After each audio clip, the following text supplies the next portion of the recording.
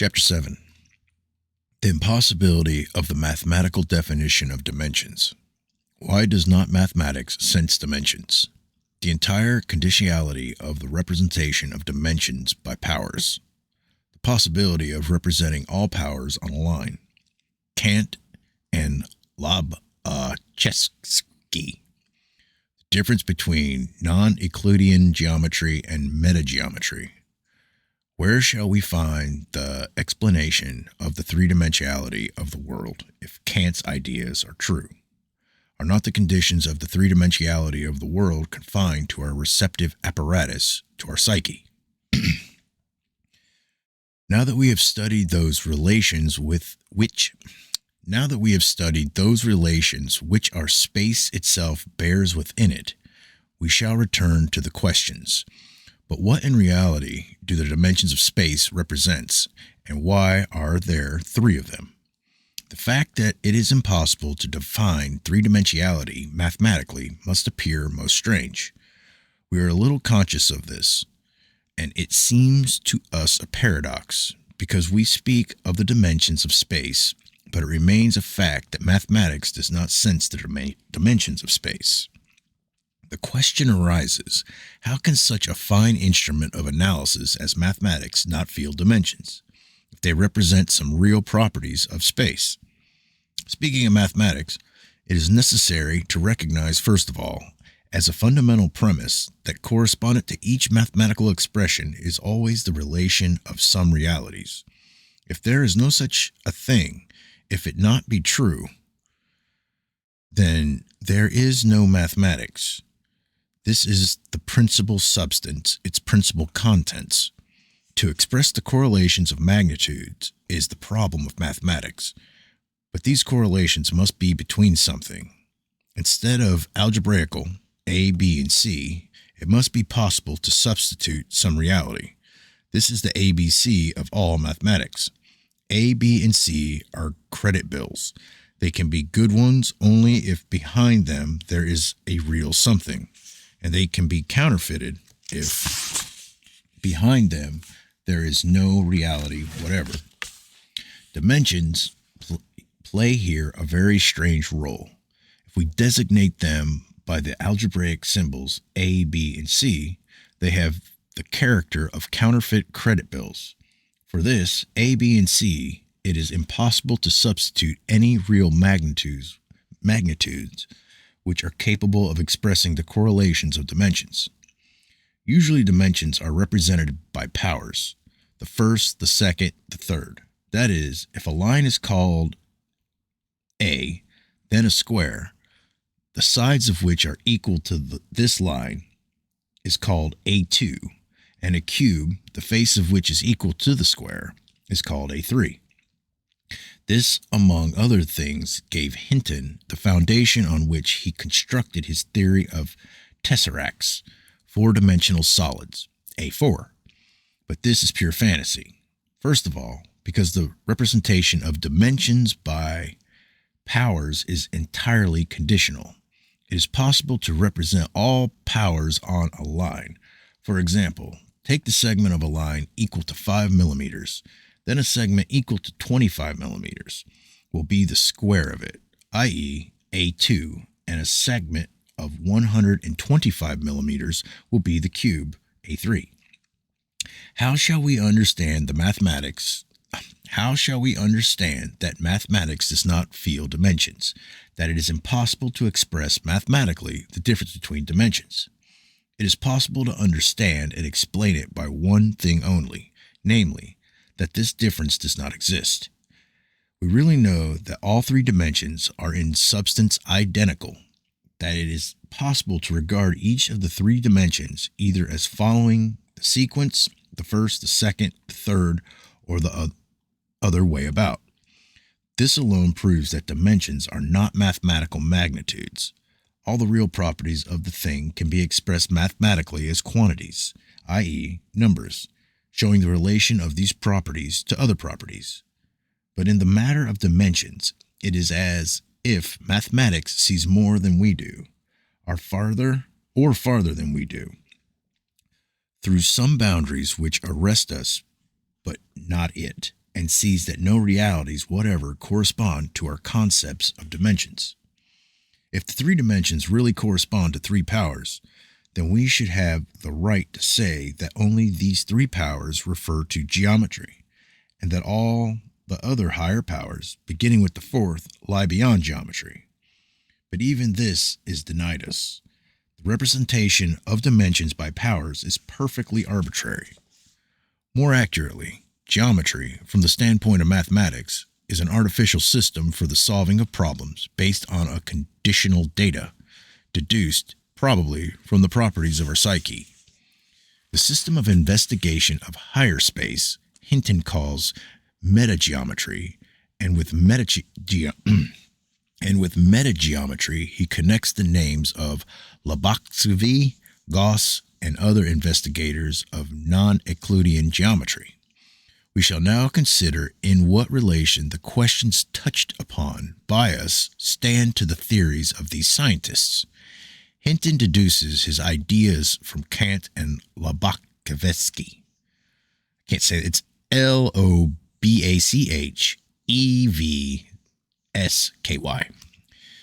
Others, on the contrary, place Kant's ideas in opposition to those of Lobachevsky.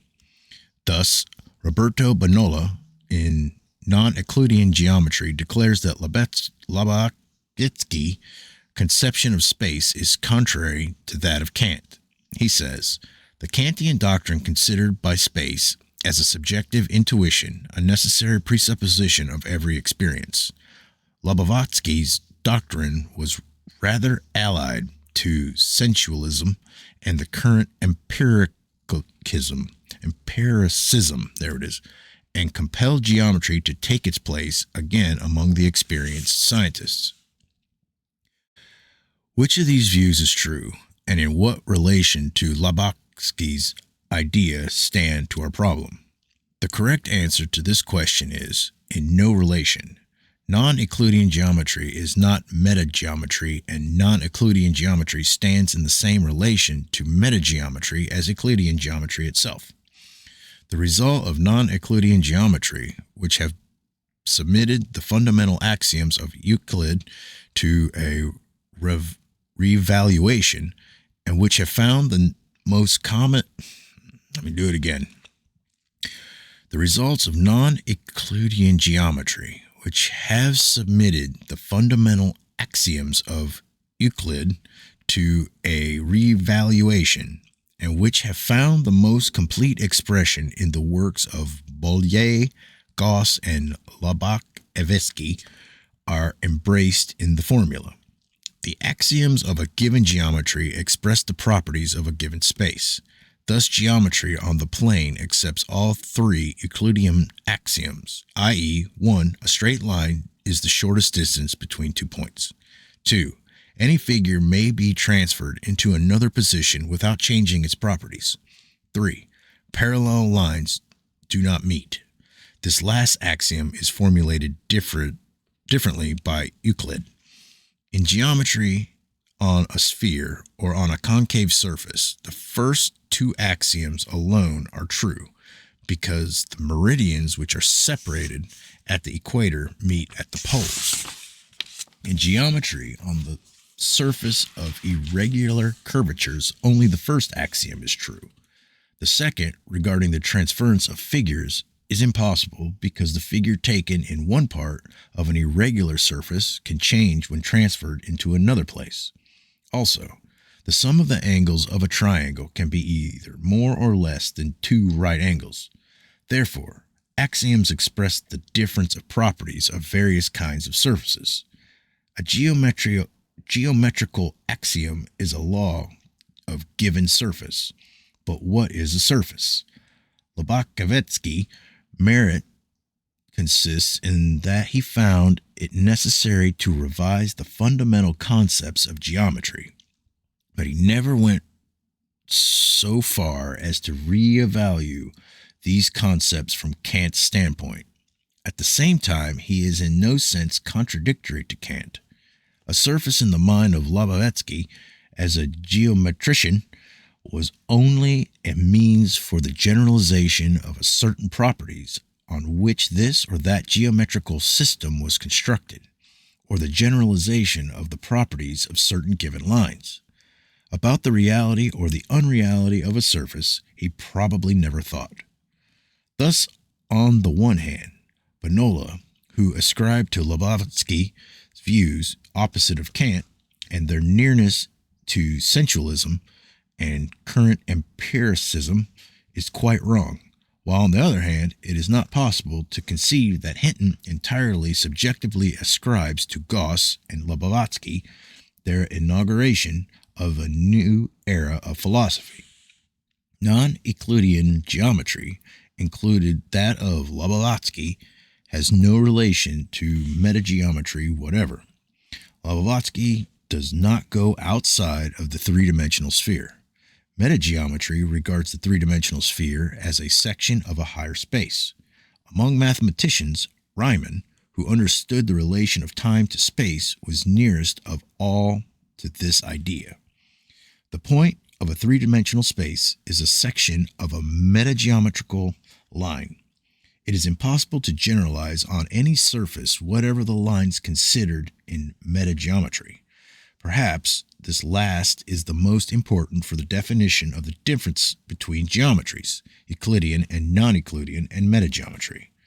It is impossible to regard metageometrical lines as distances between points in our space, and it is impossible to represent them as forming any figures in our space.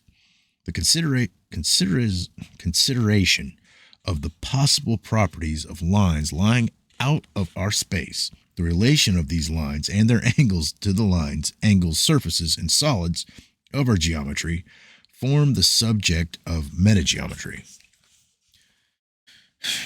The investigators of non-Euclidean geometry could not bring themselves to reject the consideration of surfaces. There is something almost tragic in this. See what surfaces Beltrami invented in his investigations of non-Euclidean geometry. One of his surfaces resembles the surface of a ventilator, another the inner surface of a funnel. But he could not decide to reject the surface, to cast it aside once and for all, to imagine that the line can be independent of the surface, i.e., a series of lines which are parallel or nearly parallel cannot be generalized on any surface, or even in three-dimensional space. And because of this, both he and many other geometers developing non-Euclidean geometry could not transcend the three-dimensional world. Mechanics recognized the line in time, i.e., such a line as it is impossible by any means to imagine upon the surface. Let me do that again.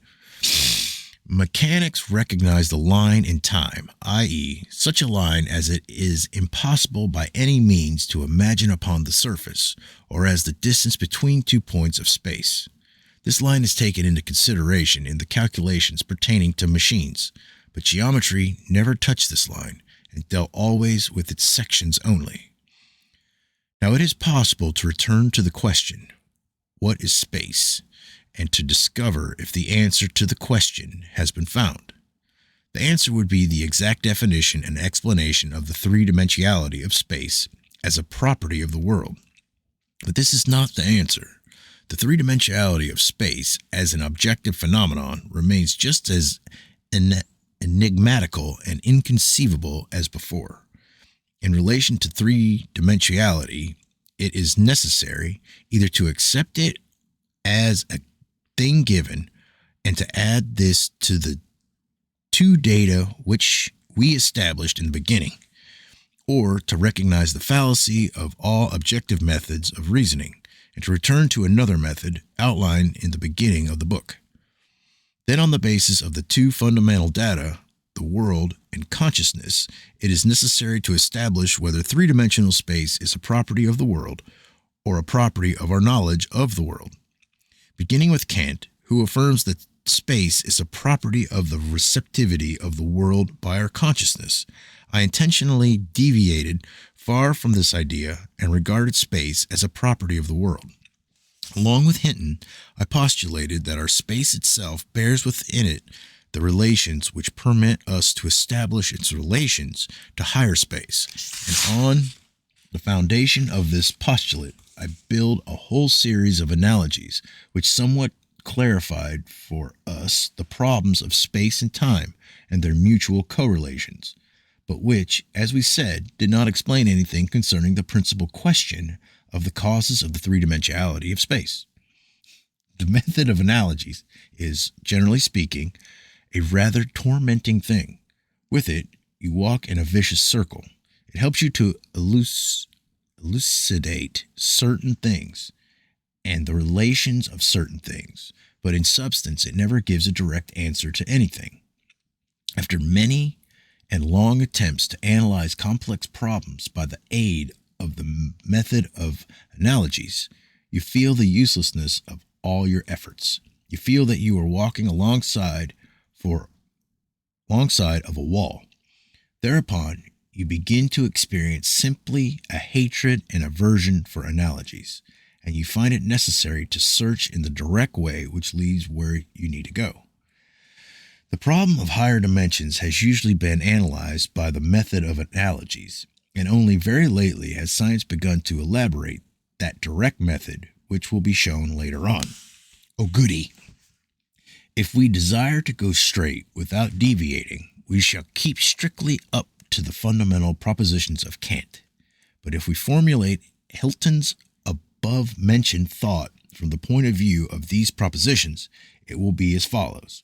We bear within ourselves the conditions of our space, and therefore within ourselves we shall find the conditions which will permit us to establish correlations between our space and higher space.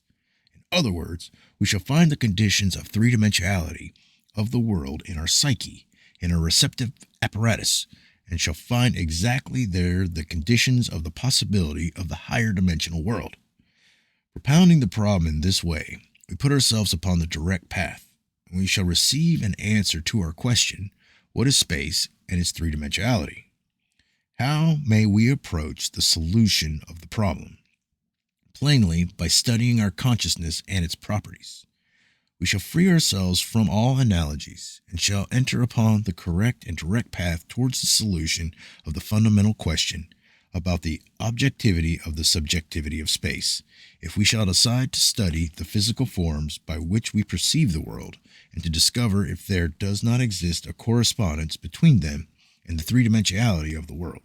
That is, if the three-dimensional extension of space with its properties does not result from the properties of the psyche which are known to us.